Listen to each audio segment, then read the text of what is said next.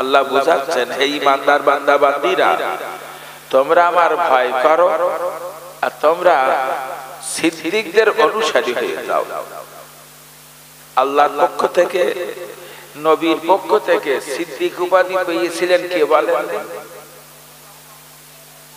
হযরত আবু বকর। আল্লাহ বলো আবু বকরের দলভুক্ত হতে বলেছেন আমাদের, কোরআনে বুঝিয়েছে তোমরা আবু বকরের দলভুক্ত হও। কারো যদি জিজ্ঞেস করে আপনি কোন দলে আছেন, হয়তো বলবেন মমতার দলে আছেন।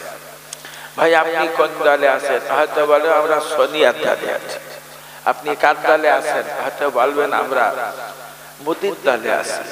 কিন্তু আল্লাহ কার দলে যেতে বললেন? আবু বকরের দলে।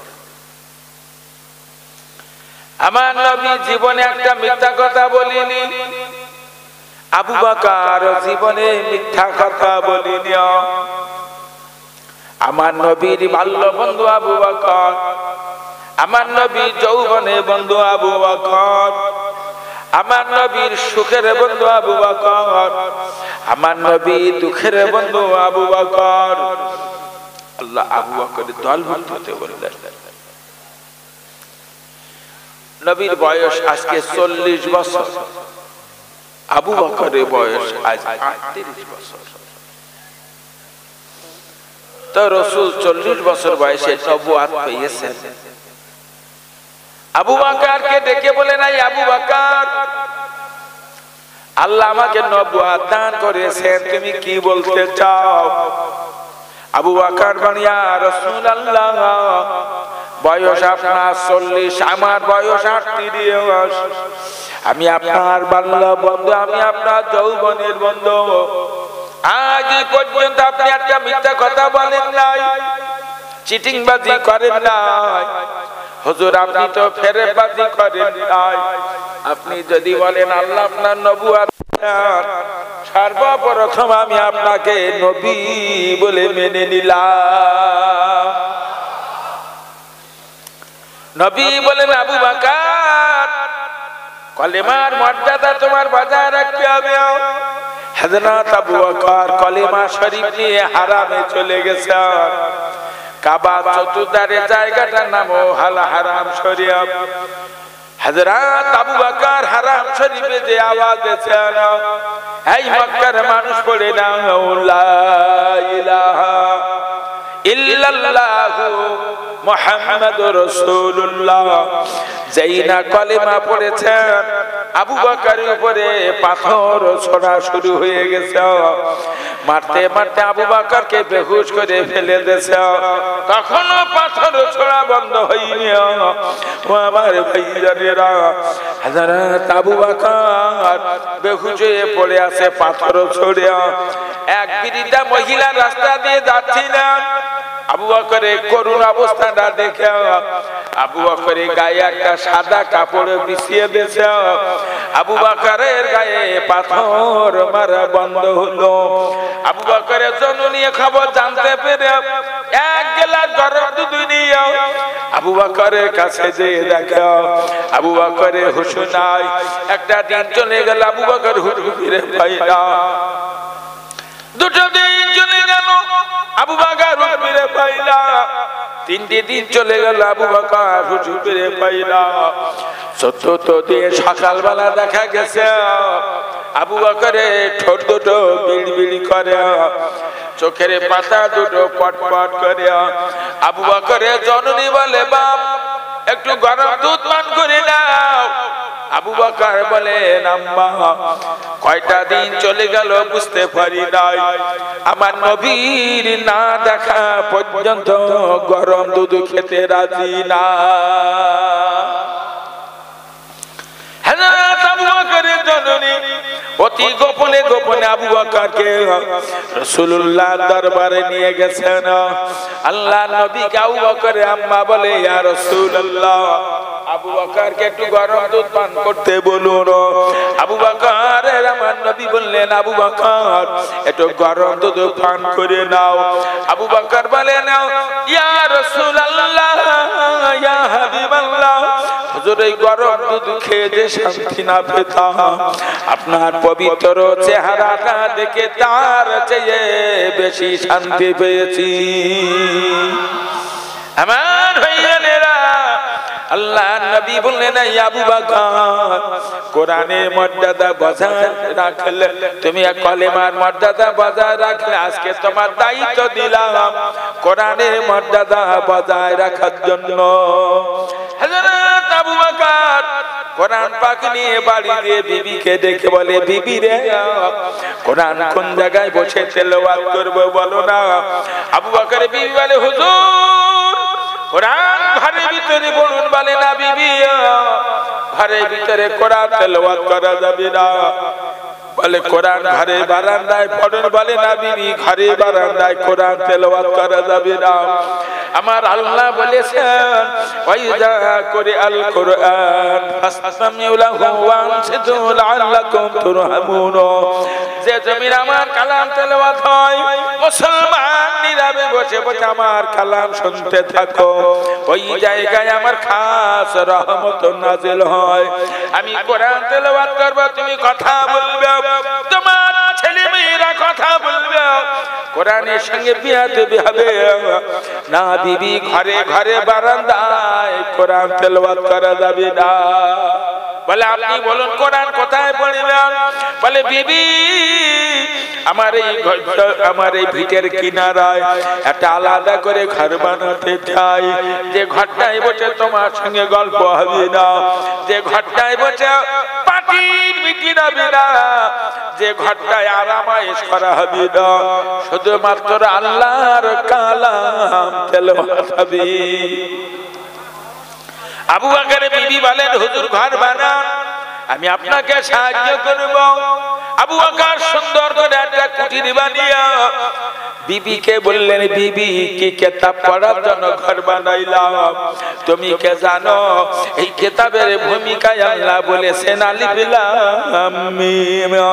তাফসীর কারকগণ বলেছেন আলিফ থেকে আল্লাহর কালাম, লাম থেকে জিবরাইল আলাইহিস সালাম, মিম থেকে মুহাম্মদ রাসূলুল্লাহ সাল্লাল্লাহু আলাইহি ওয়াসাল্লাম আল্লাহর কালাম। জিবরাইল ফেরেশতা রাসূলুল্লাহর দরবারে নিয়ে এসেছে। বিবি রে আল্লাহ কোরআনের ভূমিকায় বলেছেন, জালিকাল কিতাবুল লা রাইবা ফিহি, কোরআন এমন একটা কিতাব যে কিতাবে এক বিন্দু সন্দেহ নাই। আল্লাহ কোরআনের ভূমিকায় বলেছেন হুদান লিল মুত্তাকিন, কোরআন খোদাবির লোকদের জন্য সঠিক রাস্তা দেখাবে। ও বিবি তুমি শোনো, আল্লাহ কোরআনে সান্তনা দিয়েছেন, ইন্না নাহনু নাজ্জালনা যিকরা ওয়া ইন্না লাহু লাহাফিজুন। আল্লাহ বুঝালেন আমি কোরআন নাযিল করেছি, কোরআনের দুশমনেরা কোরআনের বিরুদ্ধে যত বিদ্রোহ করুক না কেন, আমার কোরআন কেউ ক্ষতি করতে পারবে না।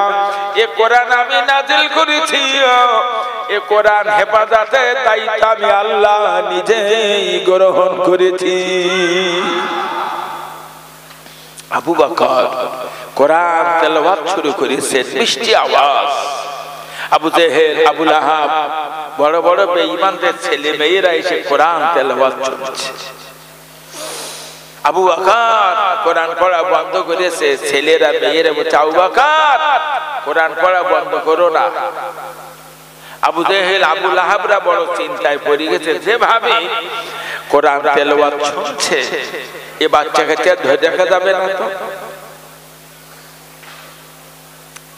হযরত আবু বকরের বাড়ি চারিধারে আজ বেঈমান মুশরিকরা, আমার ভাইজানেরা পাথর মেরে মেরে, ও আমার সোনার মানিকরা আজকেও পাথর মেরে মেরে আবু বকরের বেহুশ করে ফেলে রেখে গেছে।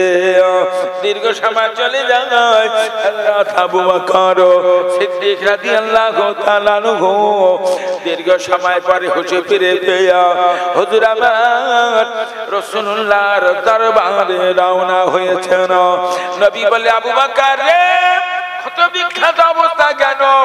আবু বকর বলে ইয়া রাসূলুল্লাহ কোরআনে মর্যাদা বজায় রাখার কথা বলেছিলেন হুজুর আমি কোরআন তেলাওয়াতের জন্য আলাদা করে ঘর বানাইলাম কোরআন তেলাওয়াত করছিলাম আবু জাহেল আবু লাহাবের ছেলে মেয়েরা বসে বসে কোরআন তেলাওয়াত শুনছিল ওগো নবী আবু লাহাব ওদের বেঈমানরা দলে দলে আজ পাথর মেরে আমার বেহুশ করে ফেলে দিয়ে গেছে নবীজির পবিত্র থুতু মোবারক আবু বকরের ক্ষতস্থানগুলো লাগাইয়ে দিল আবু বকর সুস্থ হয়ে যায় সর্বপ্রথম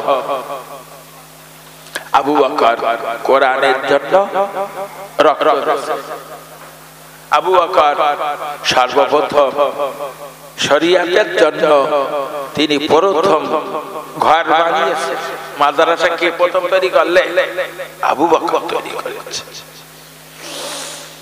ভাইজান কলেমার জন্য প্রথম রক্ত কে দিলে গো আবু বকর আল্লাহ কার দলে জাতি বললে মমতার দলে নাকি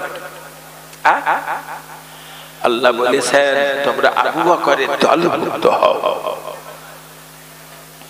ও মুসলমান ভাইয়েরা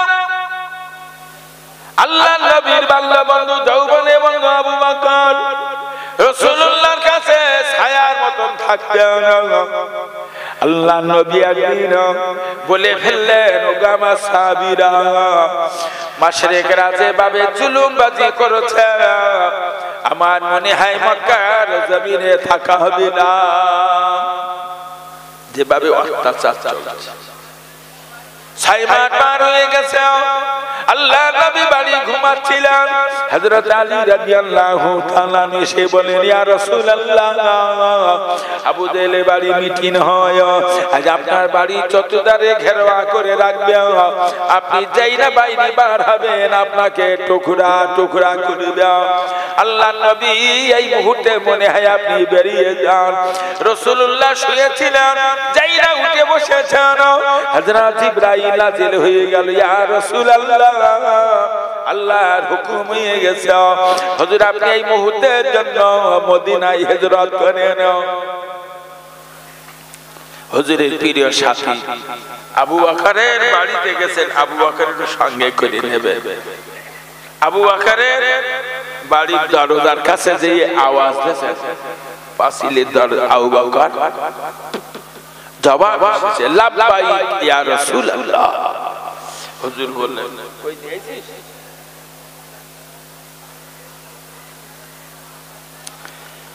কি ব্যাপার তোমার গায়ে জামা কাপড় পোটলা পুটলি আবু বকর বলে ইয়া রাসূলুল্লাহ 6 মাস আগে আপনি বলেছিলেন মনে হয় এই জায়গায় থাকাবে না মক্কায় থাকাবে না আমি আপনার কথাগুলো এত বিশ্বাস করি ওগো নবী আমি আপনার কথা এত বিশ্বাস করি আপনার জবানে যখন বার হয়ে গেছে নিশ্চিত আপনি এখানে আর থাকবেন না সারা দিন আপনার দরবারে পড়ে থাকিও হুজুর সন্ধ্যার পরে ঘরে এসে খানা খেয়ে পোটলা পুটলি নিয়ে পাঁচিলি দরজার গায়ে দাঁড়িয়ে দাঁড়িয়ে ঘুমাই আমি আরামের বিছানায় ঘুমাই না আবু বকর নবীকে নিয়ে মদিনার জমিনে চলে গেছেন মদিনার মানুষরা আমার নবীর যত্ন করে ঘর বাড়ি বানিয়ে দিয়েছেন আবু বকরের জন্য ঘর বাড়ি বানিয়ে দিয়েছেন না না না ও আমার সোনার মানিকেরা আল্লাহ নবী আমার মুসলমান ভাইজানেরা রাসূলুল্লাহর আবু বকরে বড় যত্ন করে রেখেছে মক্কা থেকে বেশ কিছু সাহাবী হিজরত করে মদিনা চলে গেছে তাদের জন্য মদিনাবাসীরা ঘর বাড়ি বানিয়ে দিয়েছে ও আমার সোনার মানিকরা নবী মদিনায় 8 মাস কাটিয়েছেন আজকে 8 মাস এসেছে হুজুর একটা মিষ্টি হাসি ছিলেন আজ এক সপ্তাহ হলো মুখে কোনো হাসি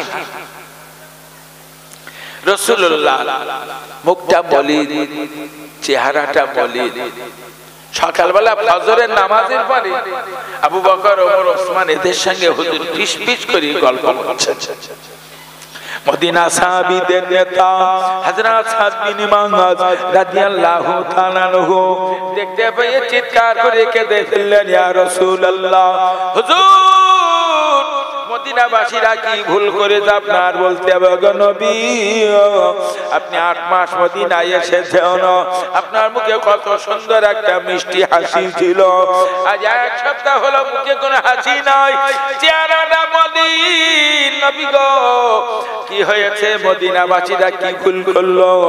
নবী বললেন, মদিনাবাসীদের কোনো ভুল নয়, তোমাদের আপ্যায়নের কোনো ত্রুটি নাই বাবা, জানো না আমার কাছে মুহুর্মুর খবর আসছে, মক্কা থেকে হাজার হাজার মুশরিকরা মদিনায় আসে আমাদের মাথা কাটার জন্য।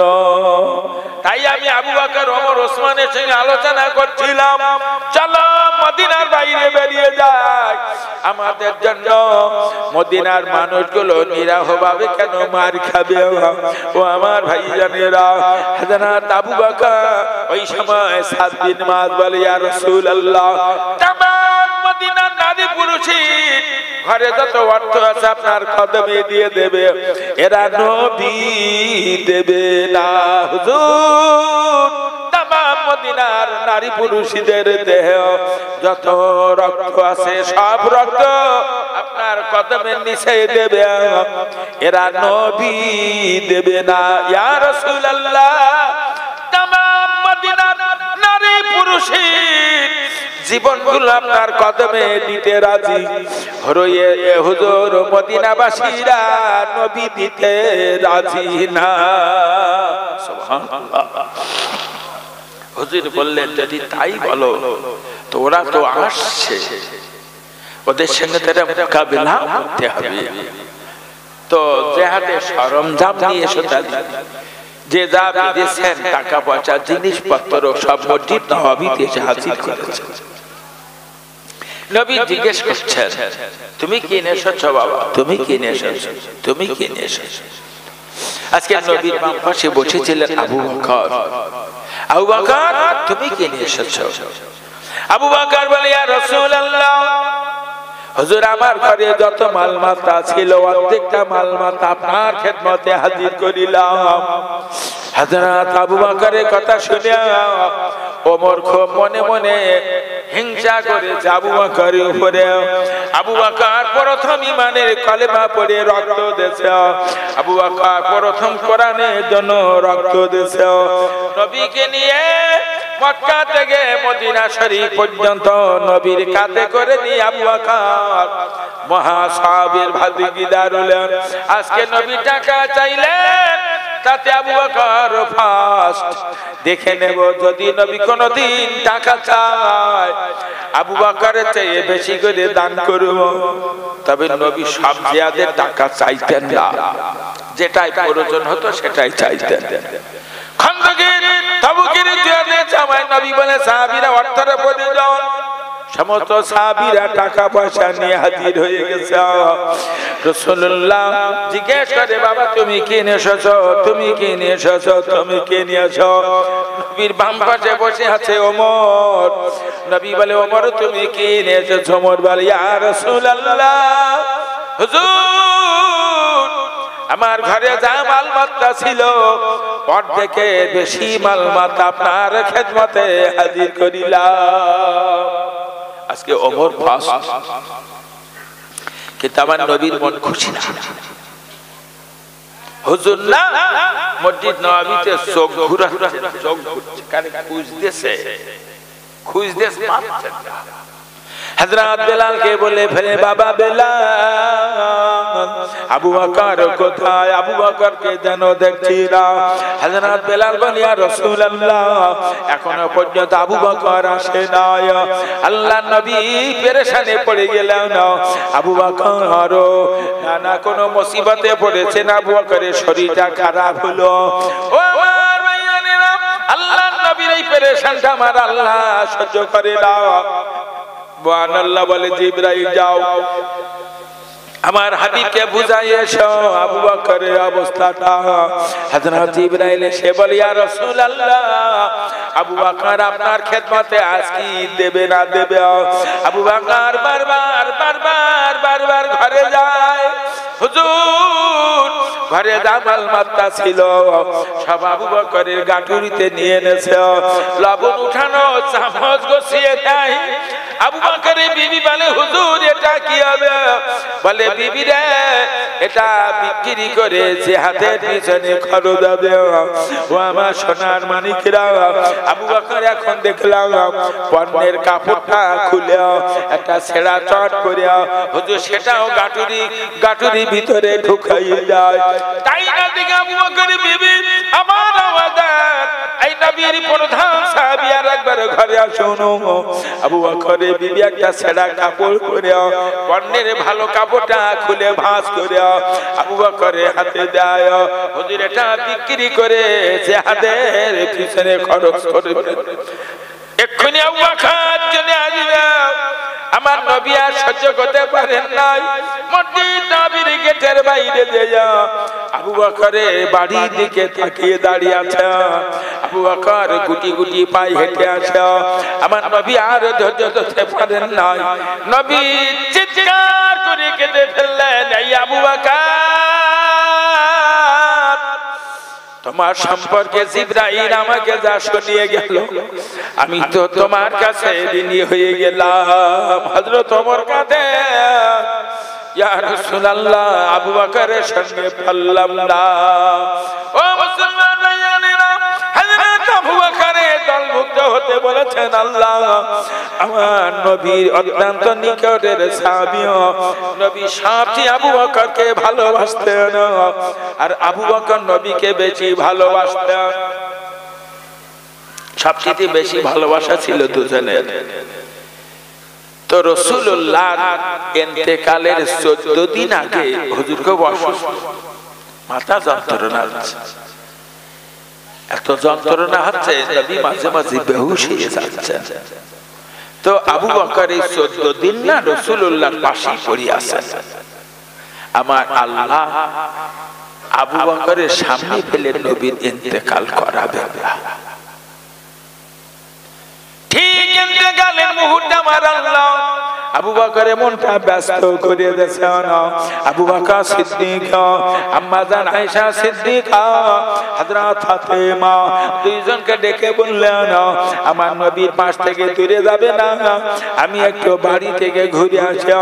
যেই না আবু বকর বাড়ি চলে গেছে আল্লাহ বলেন আয় জিবরাইল একটা মুহূর্তের জন্য দেরি করলে হবে না, আমার নবীর তাড়াতাড়ি ইন্তেকালটা করাও। নবীর ইন্তেকাল হয়ে গেছে, খবর পৌঁছে গেছে আবু বকরের বাড়ি। আবু বকর চিৎকার করে কাঁদিতে কাঁদিতে ও আমার ভাইজানেরা রাসূলুল্লাহর ঘরে প্রবেশ করে নবী চেহারা থেকে চাদরটা উঠাইয়ে নিয়ে নবীজির দুই মুখে চুমা দিয়ে আবু বকর চিৎকার করে কেঁদে ফেললেন ইয়া রাসূলুল্লাহ ইয়া হাবিবাল্লাহ। হুজুর আবু বকরের জীবনে পরিবর্তন, আপনার জীবনটা যদি বেঁচে যেত আমি আবু বকর জীবনটা দিয়ে দিতাম। ওগো নবী কিয়ামতের দিন আপনি যেন আবু বকরকে ভুলে যাবেন না। নবীর পাশে বসেছিলেন হযরত আব্বাস রাদিয়াল্লাহু তাআলা আনহু। আব্বাস বলেন আপনি এইভাবে যদি কাঁদেন বহু সাহাবী বেহুশ পড়ে আছে, বহু সাহাবী এমনি করে আমার ভাইজানেরা বোবা হয়ে পড়ে আছে ও আবু বকর। আর আপনার চোখে যদি পানি দেখে মনে হয় আর বাকি সাহাবীগুলোর ধরে রাখা যাবে না। হযরত আবু বকর অত্যন্ত জ্ঞানী, চোখের পানি মুছে ফেলে সরাসরি হযরত আব্বাসকে নিয়ে মসজিদ নববীতে চলে গেছে।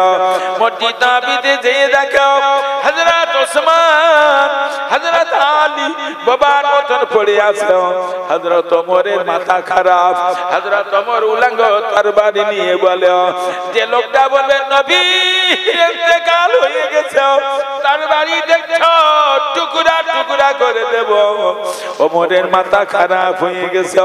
আবু বকর মসজিদ নববীতে ঢুকে বললেন, ওমর বসে যা, ওমর বসে যা, মুহাম্মাদুল্লাহ রাসূলুন কদ খালাত মিন ক্বাবলিহি রাসূল। মুহাম্মদ রাসূলুল্লাহ আল্লাহর নবী, আল্লাহর রাসূল। বহু নবী রাসূল এসেছিল, तमाम নবী রাসূলের ইন্তেকাল হয়ে গেছে। আমার নবীর ইন্তেকাল হয়ে গেছে, কেঁদে পাগল হয়ে যাবে না। এখন আমরা নেতা হারিয়েছি, কাকে নেতা বানাবো সিদ্ধান্ত নাও। কোন হাদিসে লেখা বলেছেন, ওমর ছুটে আবু বকরে ধরে বলে, ভাই আবু বকর, আমার নবী সবকে আপনাকে বেশি ভালোবাসতেন, আর আপনি আমার নবী বেশি ভালোবাসেন, আপনি আমাদের খলিফা। কেউ বলেছেন হযরত আলী রাদিয়াল্লাহু তাআলা আনহু ছুটে আবু বকরে ধরে বলেন, ভাই আবু বকর, আপনি আমার নবীর বাল্য বন্ধু, আপনি আমার নবীর যৌবনের বন্ধু, আপনি আমার নবীর সুখের বন্ধু, দুঃখের বন্ধু। না না না, আমি নবীর কাছে শুনেছি আপনি আমার নবীর কিয়ামতের বন্ধু হবে। ভাই আবু বকর, আপনি আমাদের খলিফা। কোন হাদিসে লেখক বলেছেন, হযরত আব্বাস, নবী চাচা আব্বাস রাদিয়াল্লাহু তাআলা আবু বকরে ধরে বলে, ভাই আবু বকর, আপনি জানেন না আমার নবীর ইন্তেকালের আগে রাসূলুল্লাহ নেতা ঠিক করে গেছেন। নবীর অসুস্থতার জন্য আল্লাহর নবী কয়েক ওয়াক্তের নামাজের ইমামতি করতে পারেন না। নবীর লক্ষ লক্ষ সাহাবী ছিল, কিন্তু না না না, একাধিক ওয়াক্তের নামাজ নবী না পড়াতে পারায় আবু বকরকে আগিয়ে দিয়ে নবী আবু বকরের পিছনে নামাজ আদায় করে আমার নবী আমাদের ইমাম ঠিক করে গেছেন। ও আমার ভাইয়েরা, হযরত আবু বকর আজকে মদিনার রাষ্ট্রপতি, মদিনার খলিফা। আমার ভাইজানেরা, এক বক্সা এক গাটুরি কাপড় নিয়ে আবু বকর বাজারে হাঁটা করেছে। হাঁটতে হাঁটতে ওমরের সঙ্গে দেখা। ওমর বলে, কোথায় যান? বলে, ওমর সংসারটাও তো চালাতে হবে, বড় দোকানে কাপড় নিয়ে এসেছি বাজারে খুচরো বিক্রি করার জন্য। ওমর বলেন, এ কাজ আপনি করলে হবে না হুজুর, আপনি মদিনার রাষ্ট্রপতি, রাষ্ট্রের কাজের ক্ষতি হবে, আপনি আপনার কাজ করুন, মসজিদ নববীতে বসে আমরা সরকারি ভাতা আপনার দেব। আবু বকর যে দোকান থেকে কাপড় নিয়েছিলেন সেই কাপড় ওখানে কাপড় দিয়ে উনি মসজিদ নববীতে বসে সাহাবীদের নিয়ে মন্ত্রী গঠন করলেন। বেশ কিছুদিন চলে গেল, আবু বকরের বিবি বায়না ধরেছে, হুজুর আবার একটু মিষ্টি কিনে খাওয়াবেন। মদিনার রাষ্ট্রপতি বলছে, পয়সা তো নেই, কিভাবে খাওয়াবো? বলে, হুজুর সাপ্তাহিক ভাতা আনেন, ওর থেকে যদি বাঁচাতে পারি। বলে, বিবি তুমি চেষ্টা করবে, আমিও চেষ্টা করব। হযরত আবু বকরের বিবি কয়েকদিন হাড়ি উনানে না উঠাইয়া বড় কষ্ট করে কিছু পয়সা জোগাড় করে আবু বকরের হাতে দিয়ে বলে, নবীর প্রিয় সাহাবী, পয়সাগুলো নিয়ে যান। হুজুর আমার জন্য একটু মিষ্টি কিনে নিয়ে আসবেন। আবু বকর পয়সাটা নিয়ে বিবিকে বলো, গো বিবি, এখন বাইতুল ফান্ডে বড়, ও বিবি পয়সাগুলো বাইতুল ফান্ডে দিয়ে দে, কথা দিলাম আল্লাহর যদি রহমত হয় কিয়ামতের দিন মিষ্টির চেয়ে মূল্যবান নিয়ামত তোমার হাতে করে খাওয়াবো। জোরে সুবহানাল্লাহ। হযরত আবু বকর পয়সাগুলো নিয়ে মসজিদ নববীতে সাহাবীদের মাঝখানে বললেন, আমার বেশি পয়সা দিয়েছ, সংসার চালিয়ে বিবি এই পয়সাগুলো জমা করেছে, আগামী সপ্তাহ থেকে পয়সা কম করে করে দেবে। সুবহানাল্লাহ বলবেন না? কোন কোন জায়গায় পার্টির মিটিং হয় দেখবেন, বলে এবার আপনাদের সামনে বক্তব্য রাখবেন জনদরদি দেশ দরদি নেতা আসছে, বলে না আছে আছে, দেশ দরদি জনদরদি নেতা ছিলেন, তার নাম আবু বকর, তার নাম আবু বকর।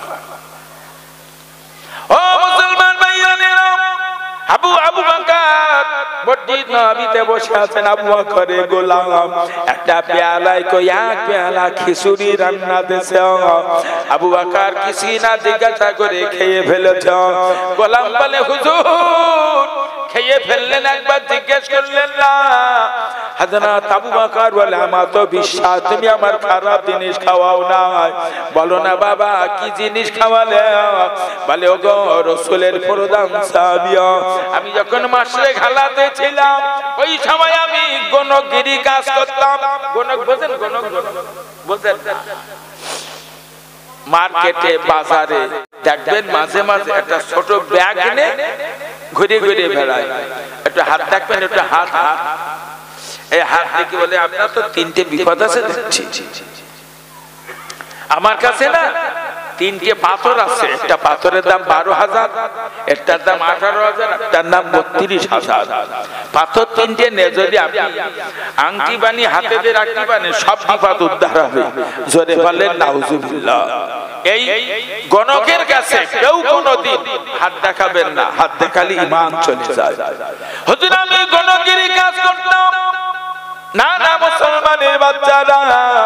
হযরত আবু বকর কে বলেন ওগো আমিরুল মুমিনিন, হুজুর আমি মাশরিক হালাতে গণগিরি কাজ করতাম, এক ইহুদির বাড়ি গণগিরি কাজ করেছিলাম, আমার পয়সা দেই না। আজকে তাদের বাড়ির সামনে দিয়ে আসছিলাম, আমার দিকে পয়সাটা দিয়ে দিয়েছে। আজ ওদের বাড়ি এমনি করে খিচুড়ি রান্না হয়েছে, হুজুর আমার একটু খিচুড়ি দিয়ে দিয়েছে। আবু বকর যেমনি শুনলেন এটা ইহুদির বাড়ির খিচুড়ি রান্না, গলায় আঙুল দিয়ে আবু বকর বমি করা শুরু করেছে। আবার গলায় আঙুল দিয়ে বমি করে, আবার পানি পান করে, আবার গলায় আঙুল দিয়ে বমি করে। আবু বকর যখন দেখে